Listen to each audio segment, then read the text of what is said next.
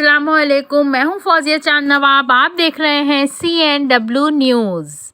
بے نظیر Bhutto income support programme کے زیر اہتمام کراچی آرٹس کونسل میں تقریب منعقد ہوئی۔ تقریب میں خواجہ سراؤں کو بے نظیر بھٹو سپورٹ پروگرام کے تحت سہمائی رقم کی تقسیم کی گئی۔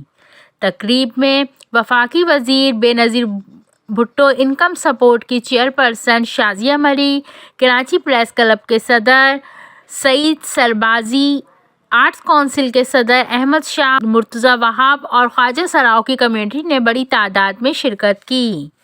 اس موقع پر شازیہ مری کا کہنا تھا، خواجہ سراؤں کا تعلق معاشرے کے پسماندہ طبقے سے ہے۔ اس کمیونٹی کو ہمیشہ ہر جگہ نظر انداز کیا جاتا رہا ہے۔ بے نظیر بھٹو انکم سپورٹ پروگرام کے نادرہ دفاتر سے اپنا اندراج کروا سکتے ہیں۔ اس پروگرام کا مقصد غریب عوام کی مدد کرنا ہے۔